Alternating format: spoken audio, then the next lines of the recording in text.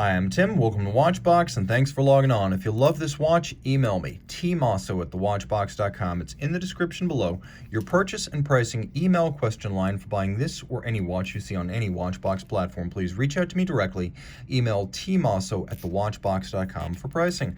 Today, we're discussing a product of the 2005 to 2010 partnership between Panerai and Ferrari from the Panerai Engineered for Ferrari collection. This is the Panerai Ferrari Granturismo GMT alarm, the FER00017. There is a lot to say about this watch, starting with the Panerai Ferrari series. Built for a brief period and something of an odd duck in its time. It's not so much that these were orphan watches, as people never really associated Panerai and Ferrari, despite both being Italian brands. One was rooted in the grit, the sweat, and the grime of the ocean bottom and the lore of frogmen and special ops, and the other one is high-flying. It's Italian Riviera. It's Giovanni Agnelli on the deck of his yacht. So these two things, Panerai and Ferrari, were perhaps an unlikely pairing, even though both of them can be described as Italian institutions. The watches, however, are getting a second chance as collectors begin to look at them for what they are: unique, well-made, premium in spec, and oftentimes more distinctive than the rather generic Panerai, Luminor, and Radiomir models, as these Ferraris feature unique cases, dials, and in many instances complications. So this watch right here is stainless steel and 45 millimeters in diameter. It is a big watch, 16.5 millimeters thick. It's 56.4 millimeters from lug tip to lug tip, and 24 millimeters between the lugs. Throw this watch on my wrist of 16 centimeters circumference, and I would say you probably don't want to wear this watch on a wrist much smaller than mine. I would say 16 centimeters is the bare minimum. It's a big watch. It's thick and it's broad. It wears almost like an IWC Big Pilot. It's not quite that broad across the wrist, but it's getting close. It wears considerably larger than a Betterini case 44 millimeter Panerai Luminor. That said, if wrist presence is what you seek, wrist presence is what you get. Now, taking a look, the strap, upscale. Very few Panerai watches include alligator leather, but Ferrari is a premium brand and the Ferraris are premium watches. There's a lot of bolstering and very thick cut leather, so it's substantial. It's stiff, but it's also going to last a long time. Black, semi-gloss. You can see a monotone stitch with a folded edge. On the underside, you will note that it is a calfskin strap on the bottom, and it is a Panerai factory strap.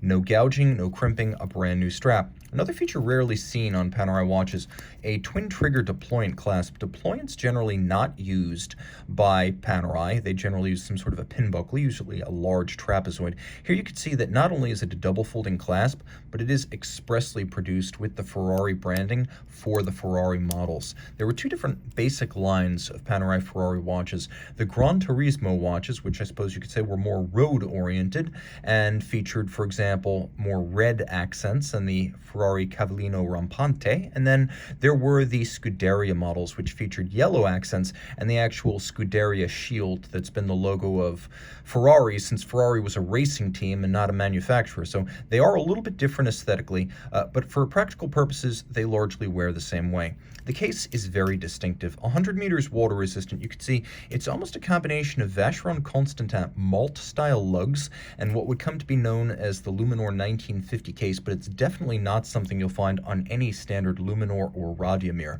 You can also see that it's a combination of satin and polish with a surprising number of planes and articulated character lines, so it is a very intricate design.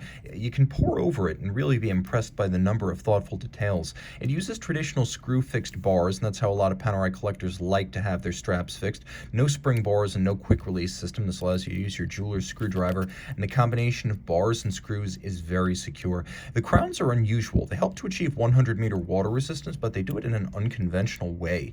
They are, as you can see, quarter turn release. So 1/4 turn, and they pop open with spring-loaded action. You can help to figure out where the alignment is in terms of the locking by lining up the red dot, and then 1/4 turn will lock the crown, 1/4 turn will unlock the crown. Two crowns, one allows you to set the watch, one allows you to wind and set the alarm. So we will quickly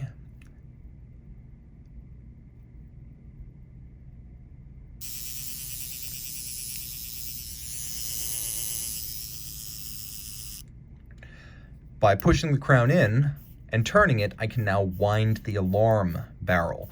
The watch also includes a separate control that allows you to activate hacking or stop seconds, and then the watch quick sets when you turn in the intermediate position in a clockwise direction, and it adjusts the second time zone, which is a 24-hour format, when you turn in a counterclockwise direction. So it has both hacking and a double quick set system. The dial features a very steep ray-hot outboard against which you can read the seconds and the minutes, and then inboard there's an inverse hobnail to the dial base.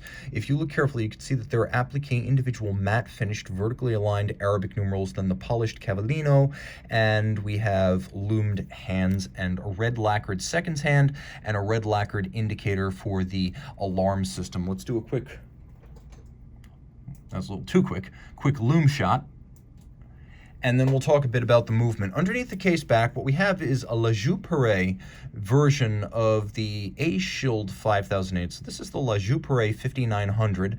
And of course, it's a 31 joule automatic winding, 45-hour power reserve, alarm GMT. It has those features we saw on the dial. It has the alarm, it has the double quick set, it has the second time zone in 24-hour format. It beats away at 28,800 vibrations per hour, and it pivots on 31 joules.